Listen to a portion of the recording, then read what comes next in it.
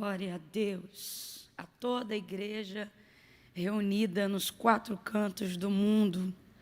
Paz seja convosco. O Senhor Jesus, Ele disse, aonde estiverem 2 ou 3 reunidos em meu nome, ali eu estarei presente. Ele está conosco, Ele está comigo aqui e está com você aí. Deus confiou ao meu coração uma palavra para esse momento e eu queria compartilhar com você. Se encontra no livro de Atos dos Apóstolos, capítulo de número 9, versículos de número 10 em diante. Atos dos Apóstolos, capítulo 9, versos de número 10 em diante.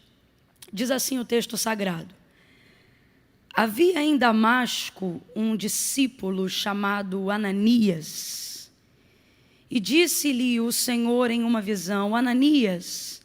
E ele respondeu: eis-me aqui, Senhor. E disse o Senhor: levanta-te e vai à rua chamada direita e pergunta em casa de Judas por um homem de Tarso chamado Saulo, pois ele está orando. E numa visão ele viu que entrava um homem chamado Ananias e punha sobre ele a mão para que tornasse a ver. E respondeu Ananias dizendo ao Senhor: Senhor, de muitos ouvi acerca deste homem, a quantos males ele tem feito aos teus santos em Jerusalém, e que aqui tem poder dos principais sacerdotes e dos que invocam o teu nome para prender. Disse-lhe, porém, o Senhor: vai, pois este é para mim um vaso escolhido para levar o meu nome perante os gentios, os reis e os filhos de Israel. Glória a Deus, amém, por essa palavra. Essa passagem é uma passagem muito conhecida porque a narrativa de Atos, capítulo 9, ela trata sobre a história da conversão de Saulo, quando ele ia pelo caminho de Damasco, com autorização, com cartas para levar presos alguns a quem ele considerava serem de uma seita, tendo em vista que ele não acreditava que Jesus Cristo era o Filho do Deus vivo. E nesse caminho ele viveu a sua maior experiência com o Senhor. Posterior a esse momento, como escamas ficou cego, como escamas nos seus olhos lhe cegaram.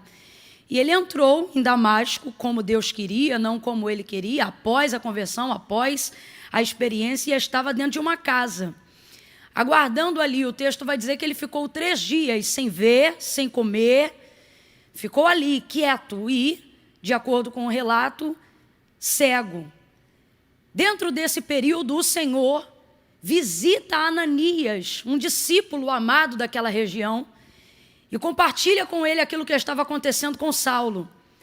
E diz para ele que ele precisa ir até essa casa onde está Saulo, porque este homem teve uma visão, o próprio Senhor também confiou uma visão a Saulo na casa onde ele estava, que um homem chamado Ananias entrava na casa que ele estava, impunha as mãos sobre ele, e assim ele seria curado daquela cegueira, ele seria livre daquela cegueira momentânea.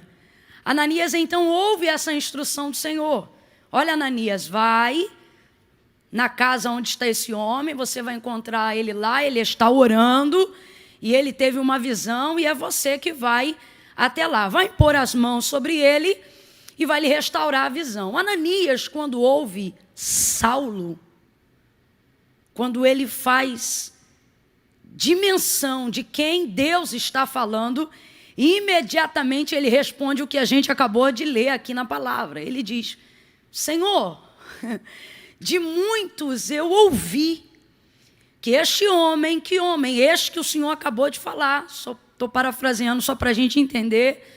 Ele é um homem vil, sanguinário, ele é um homem perseguidor. Inclusive, ele tem autorização dada pelos maiorais para levar em cárcere, para levar presos todo aquele que invoca o seu nome. É interessante a colocação de Ananias, porque, obviamente, no susto da receptividade da mensagem, Ananias é como se estivesse dando para Deus uma notícia que Deus ainda não soubesse, ou como se ele estivesse querendo aferir se ambos estavam falando do mesmo Saulo, da mesma pessoa. E, obviamente, a resposta do Senhor não é contrariando absolutamente nenhuma das palavras que Ananias havia dito sobre Saulo, porque, de fato, ele tinha cartas de autorização de maiorais para levar preso aqueles que ele considerava ser uma seita, ou seja, todos aqueles que se enquadravam no mesmo perfil de Ananias, aqueles que invocassem o nome do Senhor. Então, a primeira coisa, bate a informação, porque, de fato, eles estão falando da mesma pessoa. O Senhor está falando da pessoa que Ananias está temendo naquele momento. Obviamente que ele não vai retirar nenhuma das palavras que Ananias falou. Há uma concordância. Sim, Ananias, é esse Saulo aí mesmo que você acabou de dizer. Estou parafraseando para a gente entender.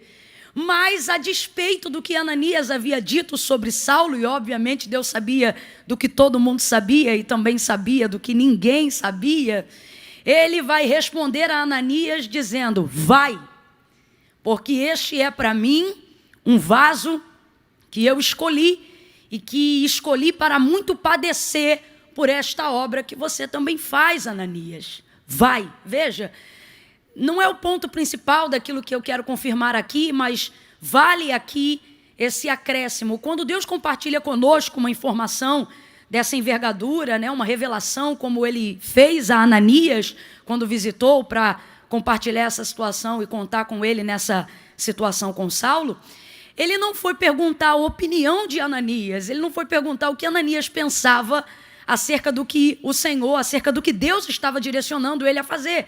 Ele só foi comunicar aquilo que ele tinha que fazer, mas obviamente, assim como qualquer um de nós, quando Ananias se deu conta de quem estava falando e ele tinha informações sobre a pessoa que Deus estava falando, ele colocou o seu parecer e mesmo assim Deus disse: vai.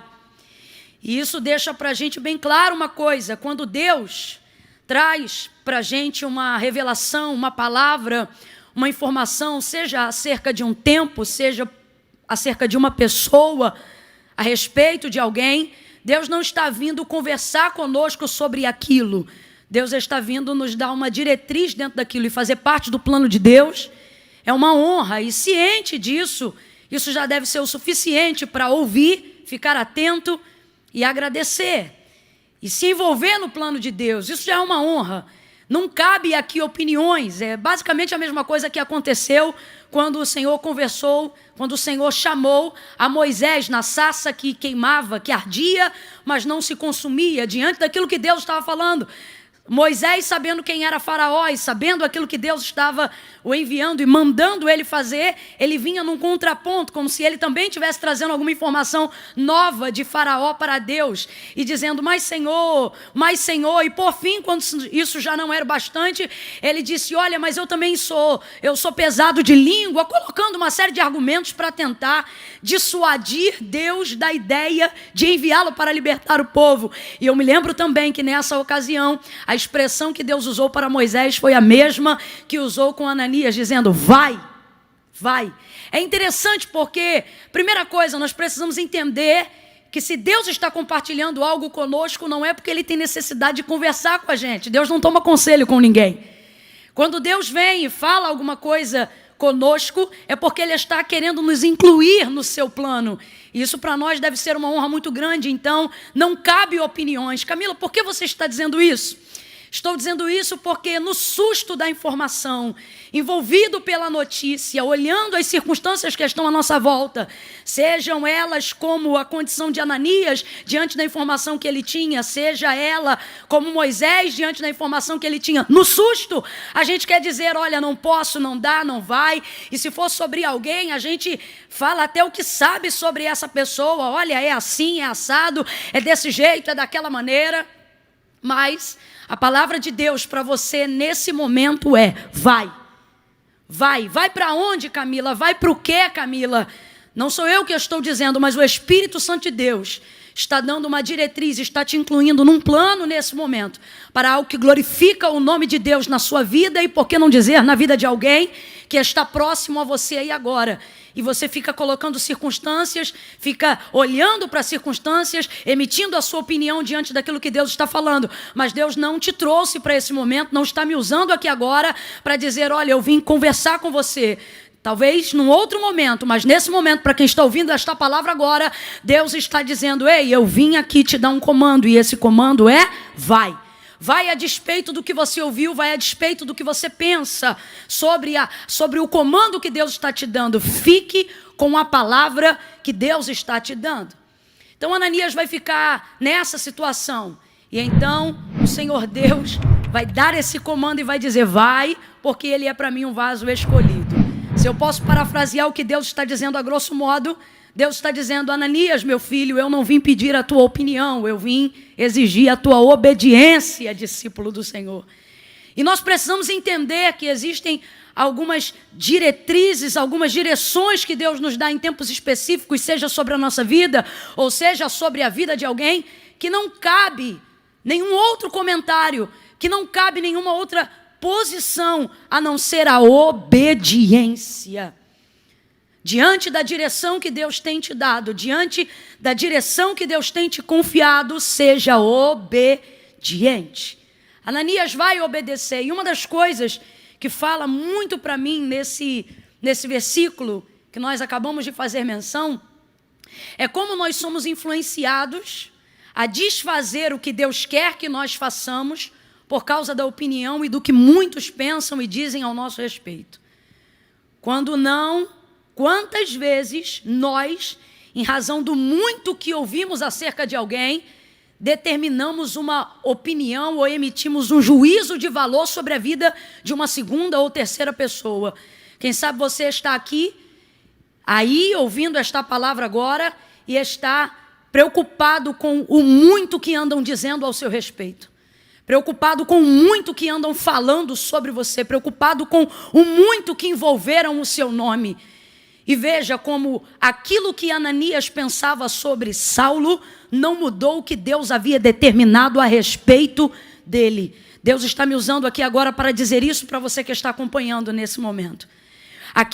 O muito que dizem sobre nós não tem o poder de rasgar, anular ou mudar o tudo que Deus sabe sobre nós. É verdade que nós nos preocupamos muito com reputação e isso é muito importante. É importante, a reputação é o que dizem que eu sou. E não podemos ser levianos e dizer que Deus não se importa. Ou melhor, eu não me importo com o que dizem que eu sou. Isso não é verdade, a gente se importa. Inclusive, essa é uma das únicas maneiras da gente construir um testemunho eficaz. Construindo também com ele uma reputação que faça as pessoas olharem para Cristo em nós.